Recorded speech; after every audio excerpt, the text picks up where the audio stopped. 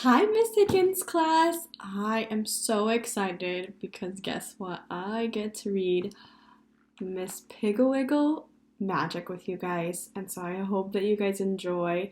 We're going to read the chapter of the interrupters, which sounds like a very fun chapter. So I hope that you guys enjoy reading with me. What do you suppose happened at the garden club today? Mrs. Franklin asked her husband at dinner. Before Mr. Franklin could answer, Benji Franklin said, "Hey, Dad, I'm the pitcher of our team." "Please don't interrupt, Benjamin," Mr. Franklin said. "Now what happened at our garden club, Carol?" "Well, John, I won the first prize for my arrangement of forsythia and driftwood," Mrs. Franklin said. "The thing I don't understand about flower arrangements," Mr. Franklin began when Stevie interrupted to say, "I caught a little green frog on my way home from school." "Don't interrupt, Daddy," Mrs. Franklin said. "Now, what is it you don't understand about flower arrangements, John?" "I don't see why you don't use flowers. Why you always have to use—" Sally Franklin interrupted. She said, "I need a pair of new roller skates. My roller skates are so slow. I'm ashamed to skate on them. And you had roller skates last spring, and I need a new baseball," Benji said.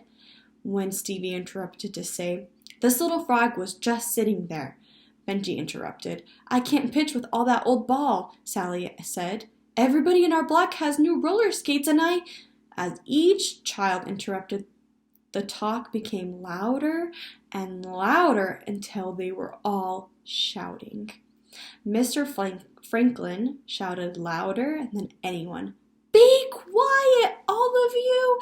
I desire to finish my thought. Now, the thing I don't understand about flower arrangements is why you don't use flowers. Why you always have to stuff sticks or old weeds or seed pods or broken flower pots in with the flowers." Mrs. Franklin smiled indulgently at her husband and began explaining. "Flower arranging is an art." When Sally interrupted, "If I try to make figure eights with a broken strap, I'll probably kill myself. Ball bearings only cost—" Stevie interrupted her.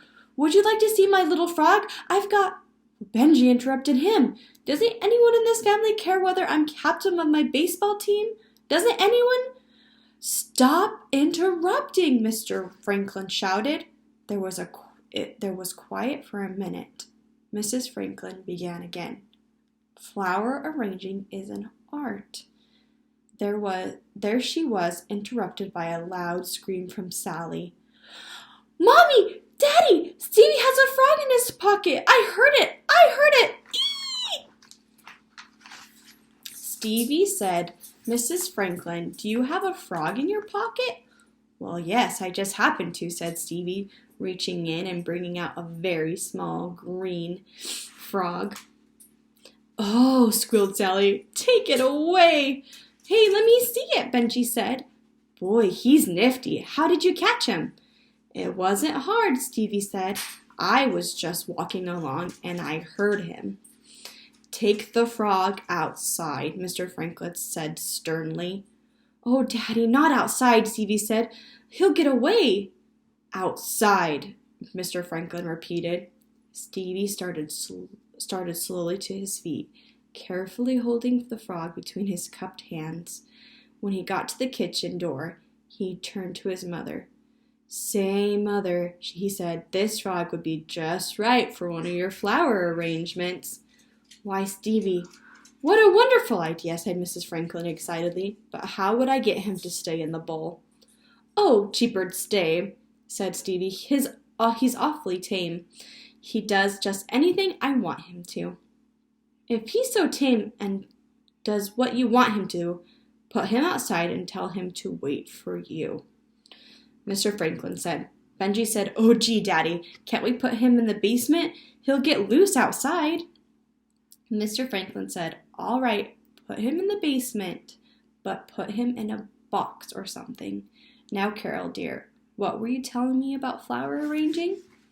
Mrs. Franklin smiled and began again. I said flower arranging is an art.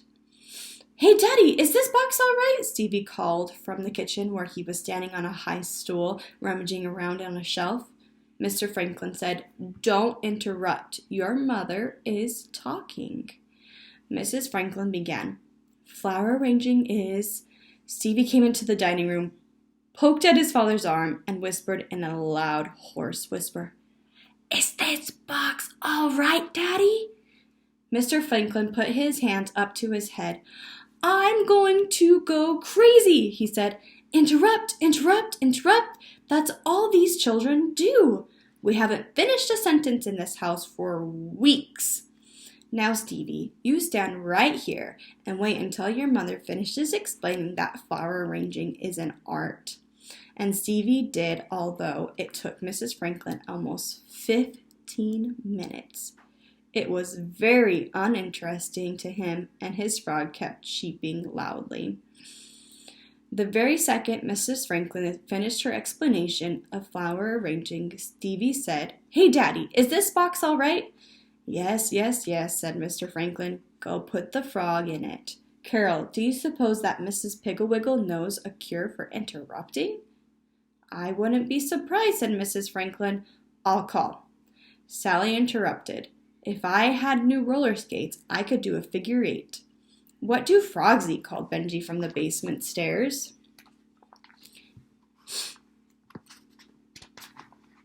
"8 backwards," finished Sally. "All flies, all right?" called Stevie. Sally said, "I could help with the dishes every night."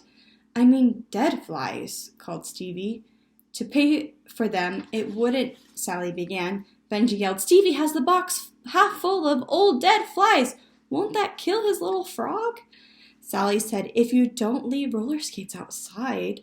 "Hey, Mom, Benji's dumping flies all over the basement stairs," Stevie called. "Call Miss Piggle-Wiggle right now," roared Mr. Franklin. So Mrs. Franklin did. Mrs. Piggle-Wiggle said, "I have some wonderful magic and interrupter powder. It comes with 2 little blowers, and I would suggest that you and Mr. Franklin each use one. At the dinner table, when you start to talk, have Mr. Franklin blow the powder at the children. When he talks, you blow the powder on the children. There will be no interrupting, I guarantee. Why don't you send Benji and Stevie over for it now while it's still light outside?" Mrs. Franklin said she would, thanked Mrs. Piggle-Wiggle, and hung up. Benji and Stevie were glad to go because they loved Mrs. Piggle-Wiggle, and anyways, they wanted to show her their frog, Cheaper. While they were gone, Mrs. Franklin and Sally washed the dishes, and Mr. Franklin smoked his pipe and read the paper. When the boys came home, they gave the package to their mother, and then went right to the basement to fix their frog because Mrs. Piggle-Wiggle had given them a box of frog food, and they were anxious to see if Cheaper would eat it. They asked Sally to come to the basement with them, but she had a map to draw, so she went up to her room. When they were alone, Mr. and Mrs. Franklin opened Mrs. Piggle-Wiggle's package. It contained a little can of white powder and 2 little blowers. The directions on the can said, "Interrupter powder. Place a small amount of the powder in the bowl of the blower. Then, when you wish to stop an interrupter, blow a little of the powder in his face. The powder cannot be seen or felt, but it is wiser to blow it when the interrupter is not looking." Mr. and Mrs. Franklin were most anxious to try the magic powder, but knew it would be wiser to wait until breakfast time the next morning. So they sent the children to bed early and spent the rest of the evening in blissful, uninterrupted quiet. Just before they went to bed, they filled their little magic blowers and put them on the table in the upper hall, where they wouldn't forget them. The next morning, they could hardly wait for the children to come to breakfast and begin interrupting.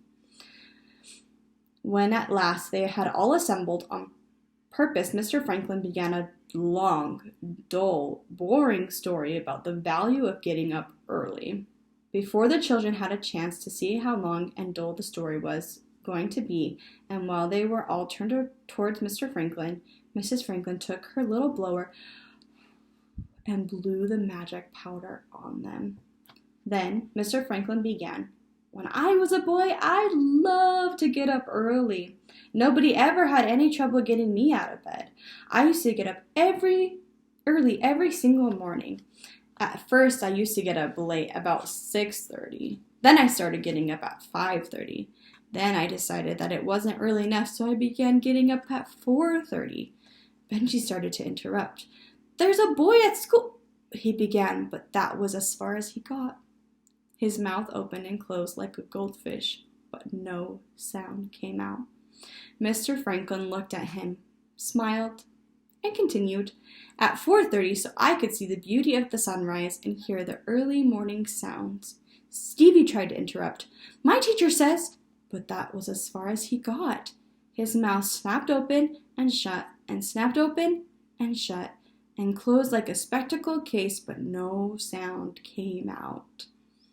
Sally began to laugh and to point at the boys. Hey, look, she began. Then her mouth just stayed open, wide open. She looked like a board with a knothole in it. Mr. Franklin looked around at his gaping children, smiled with pleasure, and continued. Sounds of bird song and peace, could smell the delicious fragrance of flowers, drenched with dew, could watch the sun come up and give that gray earth form and color. He finished his story in complete, uninterrupted silence. Then Mrs. Franklin said, John, do you think I should have the Weavers to dinner Friday night? They are terrible bores, but we do owe. Benji tried to interrupt. He said, today is the... But no one ever found out what today was, because his mouth just stayed open like Sally's. Mrs. Franklin continued, owe them a dinner and the Calmers not too? Sally started to say something. You told me not. The sound stopped, but her mouth snapped open and snapped shut, and snapped open and snapped shut like a spectacle case. But there was no sound. Stevie said, what's the matter? But the words seemed to choke in his throat, and his mouth opened and shut, and opened and shut, like a goldfish. Mrs. Franklin continued, Chalmers are not too bright themselves, so it would really be killing two birds with one stone. Which is a fine way to talk about your cooking, said Mr. Franklin, laughing. The children didn't say anything. They just sat there like a knothole, a fish, and a spectacle case. That afternoon, Mrs. Franklin had some of the ladies home from her garden club for tea. She asked Sally to pass the sandwiches and the boys to keep the kettle boiling and to wash the cups. Sally had on her best ruffly white pinafore, and the boys washed clear above the watermarks on their wrists, and everything went very smoothly until Mrs. Wintersmelt began explaining the value of chicken wire and flower arrangements. All the ladies were listening in a most eager way when suddenly the kitchen door was flung open and Benji and Stevie came racing into the living room. Isn't it watercress, Mother? Asked Stevie. Oh, listen to that dummy, said Benji. Anybody knows what is watercress. Boy, said Mrs. Franklin, go to the kitchen. You have interrupted Mrs. Wintersmelt. The boys were sheepishly out to the kitchen, and Mrs. Franklin excused herself, picked up her little blower from the hall table, and followed them. Just as they turned the corner from the pantry to the kitchen, she covered them with the magic powder, then gave them a short, firm lecture. Then, just for safety's sake, she called to Sally, who was listening outside the door anyways, hoping the boys might be slapped a little, and told her to fix some more lemon slices. When she was getting the lemons out of the cooler and had her back turned, Mrs. Franklin sprayed her with the magic powder, then went back to the living room to catch the end of Mrs. Wintersmelt's advice on chicken wire. When Mrs. Wintersmelt had acknowledged the clapping that followed her talk, Mrs. Backscratcher began to talk on how much more effective flower arrangements are when you don't use flowers at all. She was well into her subject and was describing a lovely flower arrangement she had brought with her made of toothpicks and bottle caps. When Sally tried to interrupt her to tell her that they made things out of toothpicks at school, she took hold of Mrs. Backscratcher's arm and began, but that was as far as she got. Her mouth just stayed open. Mrs. Backscratcher stopped talking and stared at her. Does the child stammer?" she asked Mrs. Franklin. "No," said Mrs. Franklin in a most exasperated way. "She interrupts, which is worse. Go out to the kitchen, Sally." Sally, her mouth still open wide, went. Mrs. Backscratcher continued, "You know, ladies, that is a very funny thing. That little girl's open mouth reminds me of a lovely arrangement I saw in Chicago, made out of a knothole and a bunch of glass." The ladies all moved their chairs closer. Mrs. Franklin, from the corner of her eye, saw the kitchen door swing open. Benji and Stevie edged into the hall and began, "Mom, Stevie, Mom, Benji!" But that was all. They just stood there with their mouths opening and closing and no sound coming out. The ladies all stopped listening to Mrs. Backscratcher and peered out at the children. Mrs. Wartsnoggle, who was deaf and wore an earphone, thought the children were saying something, and so she turned her earphone up as high as it would go. Then, when she still couldn't hear anything, she took out the batteries and tapped on them. Mrs. Franklin got up and pushed the boys back into the kitchen. Mrs. Backscratcher continued, "2 pipe cleaners and a vanilla cork, but put into an empty sardine can." Only to Mrs. Wartsnoggle it came out, "2 pipe cleaners and a vanilla cork put into an empty sardine can?" until she turned her earphone down. For the rest of the afternoon, the children stayed in the kitchen, but, just to be on the safe side, Mrs. Franklin kept the little blower in her knitting bag.